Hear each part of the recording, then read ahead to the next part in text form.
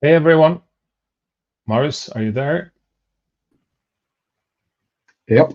Cool stuff. It's 1 minute past. Let's get going.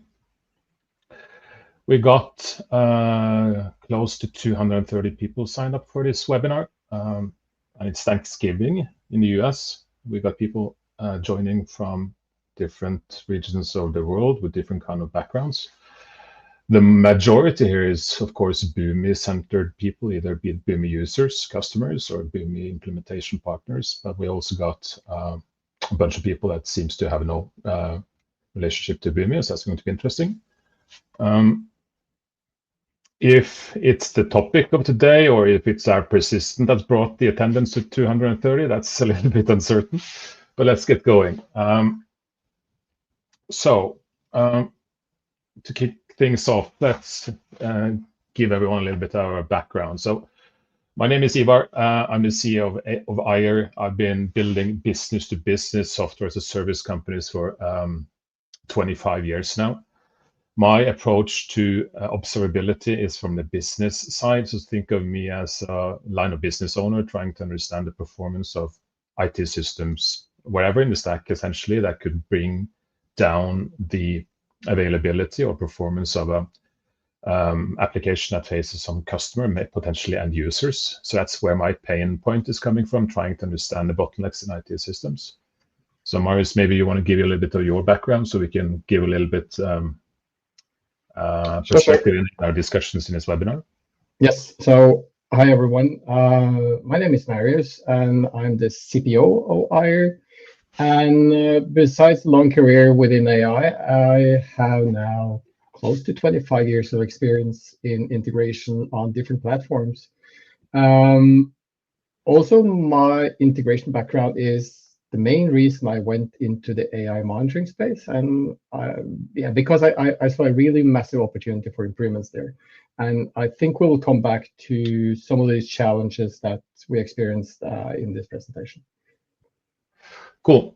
So we're trying to target this webinar for 30 minutes. We have a tendency of getting a little bit eager on this topic, so we might run over, but this webinar is being recorded and it will be distributed for anyone that needs to drop off before in case we run over. Eyer is what we refer to as AI observability or AIOps solution. We'll get a little bit more back to the details of that later. Essentially, the platform we built supports any kind of technology, but in this webinar, we will be focusing on our deep integration with Boomi. But the capabilities really supports any technology that you might want to observe or monitor. Eyer is a Boomi Gold tier technology partner. And if you want to ask questions, feel free to ask questions during the webinar. If we're not able to answer during the webinar, we will follow up in a post the webinar to each individual. And of course, the webinar is being recorded. If you scan this QR code, you're getting to a landing page on our website where you have an opportunity to sign up for a trial. You can reach out to us to schedule some meeting, either if you want to test out Eyer on your Boomi setup or different kind of technologies, or if you want to have a partner discussion. Of course, you can also join our developer community, which is on Discord. You'll find that on the menu on our website. And we will also post the recording on that URL or that web page. For those of you that are interested, we're running towards the end of the year, so we have promotional opportunities both for customers and partners, which are pretty good deals. So today we will cover the following topics. So we look a little bit at the challenges we've seen in modern application monitoring, and both Marius and myself, we come from a background of trying to understand performance across pretty complex and dynamic environments. If it's using an iPaaS or if it's not using an iPaaS, the challenge is partly the same. We'll touch a little bit on AI observability, at least our definition of that, the tools we've seen in the market, and some of the limitations. Then we'll go a little bit deeper into the Boomi specific needs and what is possible to do with Boomi, what AI observability will mean for Boomi. And at this point, Marius, you're going to bring up a little bit of show and tell and demo, right? Yep. And then we will recap a little bit with a value proposition and potential next steps for those that are interested. This is, how do you want to? This is a very clean diagram that an iPaaS architect or DevOps might present. Do you recognize this, Marius? I mean, does that make sense to you? Is that something you? No, I think this is your worst. No, I document. So my experience is that it's never up-to-date documentation on any integrations, their dependencies, and if they're generated, it takes like 2-3 days, and they're out of date, and you need to keep on working and generating new content and update the documentation, etc. So yeah, this is very clean. It's looking good. It might be a high-level architecture drawing, but yeah. So using sort of a Boomi platform, it doesn't necessarily have to be Boomi, but some sort of iPaaS integration, you might be able to at least present something that looks a little bit clean. Yeah. If you go a little bit wider into a sort of maybe a little bit wider perspective, not with an iPaaS or integration gravity or focus, you probably will find something like this. And I stole this basically from Googling. Here you see a lot more applications potentially integrated through an integration platform, but not necessarily through an integration platform. It can also be custom, which is quite typical of a lot of customer scenarios we talk to. That might have stuff integrated through an integration platform, but might not, right? And lastly, I guess we see a lot of cases where it really looks, this is really what it's looking like. I mean, you have legacy applications you're not able to deprecate, and everything sort of becomes a pretty dense mess. You're still kind of lucky if you have this kind of diagram, because it shows all the dependencies and how everything is connecting. It's still a mess, but yeah, you got something that might be working. But this never happens. This is auto-generated by something based on schematics or something.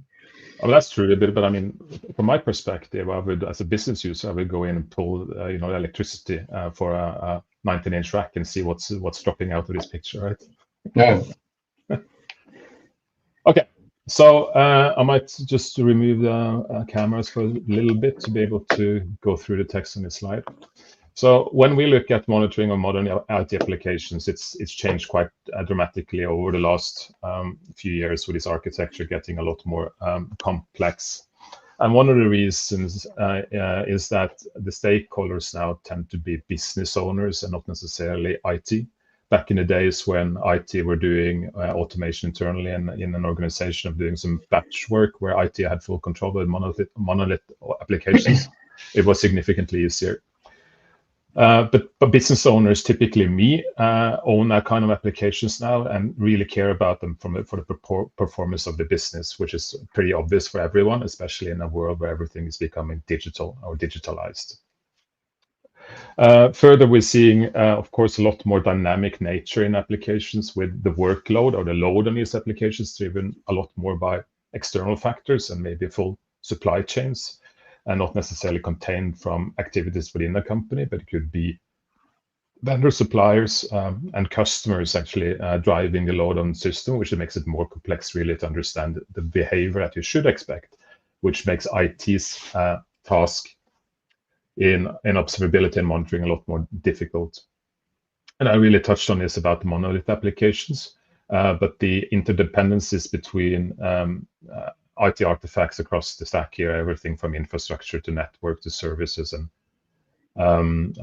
web layers is all really integrated now. And unfortunately, it tends to still be different kind of tech silos responsible for the different segments here, which creates a lot of challenges.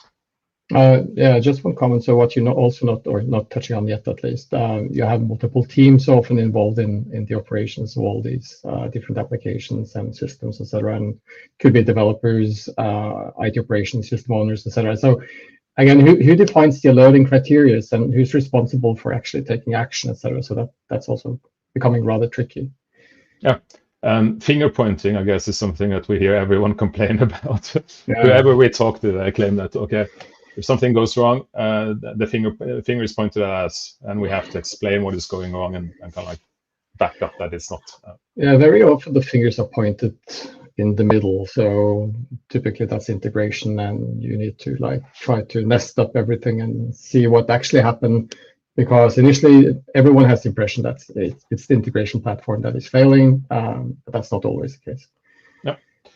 But anyways, what we're trying to solve with Eyer is to create a sustainable way of providing actionable insights that really sets companies in a position to prevent end customers being impacted by performance problems. And to us, there is really no other way of using some sort of algorithms to monitor the scope of data that's required now to be able to get that insight. You can't really add people in IT operations to the degree needed to get that kind of data monitored and analyzed. So in a different way, you might see it in this kind of like overview. So on the left-hand side, this is how it works today. Typically, when you're using sort of traditional monitoring tools, you're feeding some data, you're harvesting some data, you're instrumenting some sources to fetch performance data, and you set up static or some sort of rule-based alerting, which triggers some alerts. And on the right-hand side here, everyone we speak to come and tell us that we either get way too many alerts or we're not getting those are relevant for us, which is the sort of classical false positive, false negative perspective. And it seems like everyone feels this pain. What we are doing is essentially to automate that process. So by harvesting a lot of data in a simpler way than typically is available by other solutions, and by applying intelligence to the alerting and to the insight provided, which basically means that you're able to automate a lot of the manual work that IT operations tend to do. At the same time, the tuning of these algos, which we've done for actually more than 10 years now on production data, allows us to be extremely accurate on the alerting. So both making sure that we capture all the alerts scenarios, but also making sure we're not doing a lot of false negatives, which is basically cry wolves or creating alert fatigue. Marius, anything you want to add to this one? Perhaps you should touch a bit more on the proactive part. The whole point of this, or what we are doing, is to alert you before something impacts any application or system, so you can take preventive action. I think that's important. So you could have anything from days down to minutes, depending on the situation, how quickly stuff is escalating. But you will have an alert before things starts going sideways. It could be increase in latency, slight increase in transactions, increase in memory consumption that keeps on climbing gradually. You don't detect it by normal means. So everything is being monitored, and then we can detect if something out of the normal is happening and ship out an alert and pinpoint where things are happening. Cool. And I trust you're going to show how that works. Yeah, so regarding demo, we're not going to spend too much time on this. We don't have the time. So I'm quickly going through a bit of what we're doing and showcase a few bits and pieces in Grafana. But we will set up another webinar where we can go through in detail how everything is working, how you configure stuff in Grafana, how you can do installs and everything. So yeah. Cool. So if we look at the sustainability in AI observability, the key to this is, of course, the ability to scale that kind of solution across a lot of different sources. So you're able to monitor a lot of metrics, because, I mean, if you only want to monitor a few metrics, with data sources, you can easily do that on your own. It's when it gets complex and dynamic, you need something which works differently. So the ability to scale to a lot of metrics, and you need to be in the thousands typically, is a key capability. The second is, of course, being able to get fully automated observability. And that's really about using AI at the core of the systems, or machine learning at the core of the systems. Getting the precise alerts is, of course, very important, because if you don't, there's no really need for the tool, and you can't really rely on it. And the last thing, which is sort of the holy grail of what is called AIOps, or artificial intelligence in IT operations, is to be able to take automated action based on insights identified, maybe to be able to not wake up someone during night in a 24/7 shift. So how does this work in typically other solutions? Well, what we see, at least when we start looking at Grafana, Datadog, and these players, they break at the automation level. It's not really a question whether they can scale to the thousands of metrics. They do. But when you get to using AI and machine learning to automate monitoring, they fail. You have to do a lot of manual work to be able to onboard different metrics into AI or machine learning based monitoring by selecting which metrics should be included, and also setting the algorithms that you should use and actually also thresholds for those. So they don't really work in these kind of scenarios that we've seen. When you get to Boomi, Marius, let's talk a little bit about what we're fetching for Boomi from a performance data perspective and why it's important and the depth we're going to. Do you mind introducing a little bit that topic? Yeah, you have the highlights here, but yeah, we collect I think up to 38, 40 different metrics from the different atoms or molecule configuration, depends on how you configured everything. This is per atom. That includes everything from queues, executions, OS, CPU, consumption, memory consumption. Yeah, it's a ton of different stuff. So we do that per atom. Every metric is consumed and being then processed by the machine learning. And then in addition, we also grab performance data from every single Boomi process. So if you have 500 processes being supported by 3-4 atoms, you can combine all this information, and we can then easily detect if something happens on the atom side or the processing side that could impact the operations of the whole platform. Yeah, that's pretty much it. And if you want to monitor end-to-end application on the outside of Boomi, in applications integrated through Boomi, that's also possible. So Eyer can monitor anything as long as it's time series based and has some kind of cyclicality in the data. So yeah, you can connect endpoints and applications, integrate solutions, whatever you like. So you can keep on expanding the footprint and getting more and more information into Eyer to improve the monitoring. Cool.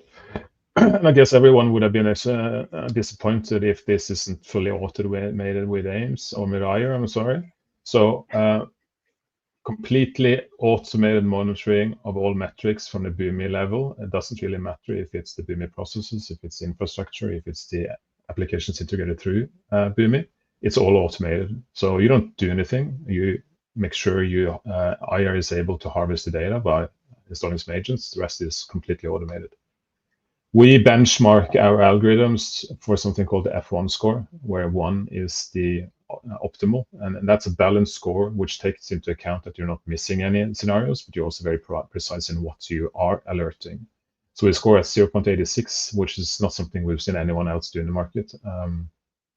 And that is, of course, important to be able to get actionable insight to take action to avoid customers being impacted by any performance issues in your iPaaS or whatever system you're monitoring.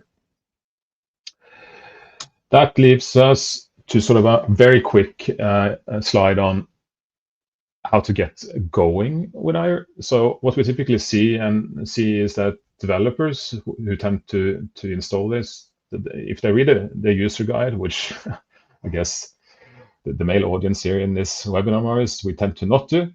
But if you do, you typically see these installs being done in 1 to 2 hours. And after that 1 to 2 hours, Eyer will learn the normal behavior of every single performance metric for your Boomi environment. And that means how the atoms perform in a cyclical nature every single minute during the week, every single hours, every single day, and so on. And the same for every single business process, so the metrics for the business processes. And for that sake, also whatever else you might be connecting to Eyer. So after a week, we will enable for you dashboards where we use Grafana to visualize data. And you'll start getting automated AI-powered actionable alerts that allows you to take action to prevent your customers being impacted by any performance issues. Worth mentioning, since we're using Grafana, you can create any custom setup that you like. So we provide you with a template that's downloadable from our support page, but that doesn't mean that you can't do you can do whatever custom setup that you like. And also, I don't think you mentioned that, but the reason that we're using Grafana is because Eyer is a so-called headless solution. We're primarily focusing on the ML engine and the proactive alerting. And then we have APIs on both ends for consumption of the data coming from different data collectors that collects data from systems, applications, etc. And then we have some output APIs that provides data to visualization solution like Grafana. Could be anything else as well. So So what we're going to do now in the demo is actually to use Grafana, and the use cases. I mean, you have a bunch of use cases of how to use and what you can use Eyer for. But what we'll touch on in this webinar is understanding normal and live performance of Boomi atoms and business processes in Boomi. We're going to look at how we learn the dependencies across different kind of Boomi artifacts, which we call topology. How we learn topology, and remember that there is no other task that needs to be done than connect let Eyer get access to your performance data from the Boomi. There is no instrumentation at all. There's no documentation needed, and there's no context needed. We'll be looking at how we can monitor Boomi business processes and how they behave. And lastly, we'll look a little bit at analyzing an alert triggered by Eyer. So with that, do you want to take over, Marius? Yeah, so I'm adding myself in here so you see my screen. Again, this is going to be a quick walkthrough, just showing some highlights. If you have some questions while I'm doing this, feel free to ask the questions in the chat that you have available. So yeah, this again is Grafana. And what you're looking at now is a dashboard containing every single metric coming from the Boomi atoms. The yellow dots here, that's the actual values. And then you have some area charts surrounding the values, which are the baselines. I'm coming a bit back to that. That's the normal behavior pattern, basically, how the data should perform at any given time of the day of the week of the month, etc. So we keep on learning this, and we present you how these should behave, and that the data is within the limits that we learned there should be. So yeah, you can see that there's quite a few different metrics that we extract from an atom, everything from running execution estimated count, operating system heap memory. It's a ton of different stuff, and as you can see, all these metrics look different, and they have different baselines from the machine learning coming out here, depending on how your specific setup is working. Again, yeah, I think this is important. We do not operate on a pre-trained model for the machine learning. So we use the data coming from your environment to train the model. So every single customer has a different setup and baselines and everything. Everything is custom to their setup. So yeah, quickly scrolling through this and jumping to the next section that we have here. So going a bit deeper. So I just picked up one specific metric here. Operating system. This is coming again, it's coming from the atom. And this is process CPU load that we extract coming from the atom. Again, you see the metrics here, and you see what we call the core baseline. So I can operate with up to 3 different baselines to cover different behaviors in your data. The core baseline is what is considered as this is the normal behavior of these metrics. But we also see that a lot of these data points are outside. So that's why we also introduced something that is called secondary and third baselines that you can see here. You see this purple area chart here. So that covers observed behavior of data that is not falling within the completely normal behavior. It could be spikes or bursts of data happening now and then. Those are not considered a complete anomaly, but it could potentially become an anomaly. So in this way, we can classify how serious an anomaly is on every single metric. So yeah, that's why we're using this proprietary cluster mechanism to process all the data into the machine learning. So Marius, if you're bringing this back to sort of why we're doing this, that's essentially to be able to monitor a lot of metrics without any manual effort, right? So by doing this automatically, or this self-learning capability, you don't have to set any alerting thresholds or alerting scenarios for anything, essentially, right? Correct. So the machine learning takes care, and the pre-processing stage takes care of everything. We analyze your data, look at how it behaves, what's the frequency, is it so-called high frequency, low frequency, and we can classify it and use the best algos to do the normal behavior learning. That's the short version of it. So you don't have to do anything as a user. If you onboard a new process or a new atom into your Boomi setup, that is automatically handled by Eyer, and we keep on learning data as you put them into action. This is just another example. This is a so-called low latency process. This is just a small demo setup that we're running. And we're looking at a metric called execution count. So I think we extract something around 8 different metrics per process: document size, inbound, outbound, number of errors, execution count, latency, and stuff like that. So yeah, here you can also see that you have a normal baseline at the bottom here with this is normally where the execution count should be, and then you have some spiky behavior, which is still within, or it's still not considered a complete anomaly since it's within the so-called secondary baseline. We have these baselines to better learn how things are working on your solution and not ship out cry wolf or false positive alerts. Topology, I don't think we have spent too much time on talking about this, but in addition to the baselining, the machine learning model that we have there for learning or creating these normal behavior patterns, we also have a secondary pipeline in our product, also machine learning based, which is taking all this data, all these metric data points, and then we use a rather massive correlation engine to find correlations between every single component based on the metrics that every single component is having. So in our Boomi setup, we can see, for instance, like here, if I'm drilling down, the move real-time process that I was picking up here, we do have some data on that one. We can see what it is depending on. What does it impact? So if something starts to go sideways on this process, what kind of metrics or other parts of your integration solution will it impact? So we see here that it will impact the execution manager. It will impact the operating system section, resource manager section. This is all within the atom. Process summary reporting service, that's also a section within the atom. This demo process, it's picking up files back and forth and storing them to disk. Again, it's a simple process.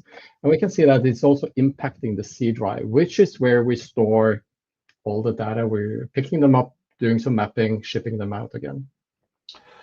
So a question on this, Marius. So if I put on my line of business owner hat, then maybe it's not called Move real time, but maybe it's the SAP integration process through Boomi, or it could be payments process or purchase process on my website, whatever, right? Yes. You can see that you can see the business process and yes, related to a line of business owner, and you could use this kind of auto-generated topologies to understand the breaking pieces that could impact the performance of that business process, right? And revenues and costs and so on. 2 important pieces. This is automatically generated. You don't have to do anything. It's based on the data that you're that Eyer is monitoring from your Boomi setup. And yes, you can create custom dashboards covering just high level per process, what's important for business. For developers or IT operations, you can go deeper and look at the complete chain of impacts and all sorts of dependencies. So let's say you're running a molecule config or multiple single atoms, you can actually see the distribution of which processes are running or impacting which atoms. So this is highly useful. And you can imagine if we're detecting an increase in latency and that it's impacting some performance of the runtime itself, meaning the atom, we can ship out an alert and say, hey guys, we see that you have an increase in latency on your, in this case, Move real time. It could be your order process, and it will impact this and this metric on your atom. That could be the groundwork for telling you how, if you need to scale out, if you need to further optimize your process. It's really good information, and you can do this before the process starts slowing down critically or your customer starts calling it. And if you can identify that it's not your team responsible, then you can do fingerpointing with some confidence, right? Always. That's the beauty of it. Yeah, this is another example. Again, this is the Move real-time process, and we're using a cool functionality in Grafana, which is called Canvas. So you can take a screenshot of anything. In this case, I took a screenshot of the actual move real-time process from, or parts of it. It's a sub-process, and I can then take real-time values that Eyer is exposing and populate this canvas with the data. So you can see inbound data count versus outbound data count. You can see the current latency, rather high one. This is not scaled properly, but yeah, 8 seconds. And also on the bottom here, you can see the number of active anomaly alerts. So this one actually has an ongoing alert, this process, or it's included in one. So since it's a Black Week and everyone are shopping, let's say that this is a e-commerce website selling electronics or whatever, right? Yeah. This wouldn't be good with that kind of latency. Nope, it wouldn't. And also, since we were talking about business owners, system owners, you can take metrics, like highly technical metrics that perhaps nobody understands except for the integration team, and you can then populate a nice, clean process that you create in some visualization tool or PowerPoint or something, put it on the screen and populate it with metrics, and then it becomes highly usable for the business as well. So this is really cool. It could be a business online real-time dashboard. Final thing, this is a more advanced, or I wouldn't say advanced, but this is for actually investigating if you have some anomalies on your system. This is the place where you can go and check into more data, how things are behaving, look at when it started, which metrics are part of the anomaly alert, what kind of components are affected, etc. So let me just do a quick refresh to make sure I have everything up to date. So I can, if I start here on these boxes are sized based on, or first of all, these are showing alerts. So we have 1, 2, 3, 4, 5 alerts, active alerts, meaning that there's 5 separate active anomaly alerts going on our Boomi setup. And this has been done on purpose. We wanted to trigger something for this demo.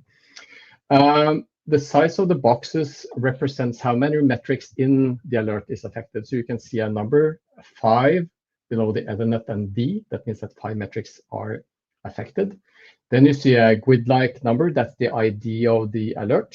And then you can see which components are affected. That's Ethernet and D drive. And to finally on the right-hand side, you can see the metrics affected, which is packets received, packets sent, bytes sent, and read bytes and reads. This you can do for every single box or alert. You can get what is impacted, which metrics are participating in the alert, etc. These boxes are also Yeah, just thinking about this in the perspective of topology, right? So you also visualize these alerts in the color coding on topology, right? Yes, we do. It's slightly different because you see here that these are green. So metrics in an alert could have a higher criticality than the total alert itself, because an alert being shipped out could encompass multiple nodes or components in your Boomi setup.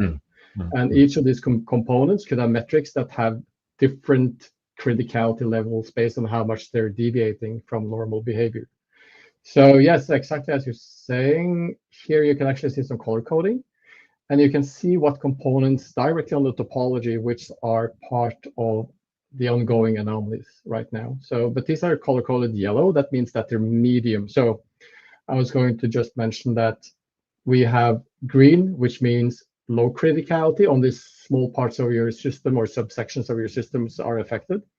We have medium. That means that probably there's higher impacts on your system. We have higher deviations from normal behavior, and more components are affected. And finally, we have critical, which are going to be color-coded red, which could be critical for operations, could impact a lot of processes, for instance, or the run times. On the top here, you can see more totals. You can see the number, let's forget about this one, but validated alert. So per metric, we can also say something about how robust the alerting is, because using machine learning, we always keep a track on how your data is flowing into our system. And if we have really good data, we have enough data, we've been training on the data for long enough time, that will be classified as a very good anomaly. If we have little data, bursty data stop coming for 3 days or something, that will not be classified as a good anomaly or a proper anomaly, to say so. So this is just for like internal checking how many actual alerts we have and how many of these are validated based on how good the data is. We can see that this Boomi environment has in total 24 nodes. We have in total 124 metrics. And right now, 7 nodes are affected by the alerts and 15 metrics out of the total. So let's take an example. If I want to check this one, which is affecting Ethernet, so my network connection, obviously, and the D drive, I see that this critical GUID is ending on 0049, and you have a drop-down menu here, and it should be down here. And then this section below will populate with exactly what I've been highlighting here, so we can see what are we looking at. Zoom out. So possibly this was something that was ongoing for a bit longer, but yeah. So this is a timeline on how this alert was evolving. I'm not seeing the start here. I'm not going that far back, but I can see over time. So this started at least yesterday, and we see that number of metrics affected are varying. So that's also important. Eyer is constantly keeping track of the situation. If it escalates, including more metrics, more components, if it's getting worse and worse, and eventually, if it also resolves, we will keep track of that, and eventually the alert will disappear. But you can view all this information in this timeline. And finally, at the bottom now, based on the selected alert, which is this one, we will auto-populate the charts of the metrics that are participating in the alert. So we start with parts of the section. So you can see here that this is in the secondary baseline. It's not in the completely normal behavior, and same for this one, and same for this one. So obviously, it's an anomaly, but you can see that it's within the secondary baseline. So it's not a complete anomalous situation. We have seen similar behavior before, but we just want to tell you that something is going on. And then I can select the other node participating in this, and you see that the remaining charts are being populated as well. And again, same situation, things are escalating. That's it for now. Yeah. And if you had seen a critical or red anomaly, you would have seen behavior which are typically outside of all the baselines. Right? Yes, exactly. And typically, again, a red alert, a critical alert would encompass usually a lot more metrics or have a more serious impact on your system. As expected, we're a little bit over time. So demo is concluded. We've been through the 4 use cases we discussed. And just to wrap up a little bit on the value proposition of Eyer for Boomi, it's really made for, well, it's made for Boomi users, but also for Boomi implementation partners. And it's unique in the sense that it's completely automated, providing insight that you can take action to provide performance bottlenecks and get customers being impacted. And it's unlike other solutions that require a lot of manual effort to get up and running. And you can get it installed in 1 to 2 hours. And the cost is very, very, very reasonable for the value we're able to deliver. So with that, 10 minutes overdue. I want to thank everyone for participating. And again, you can get to the landing page on our website, book a meeting, request more information, get a trial, scan that QR code.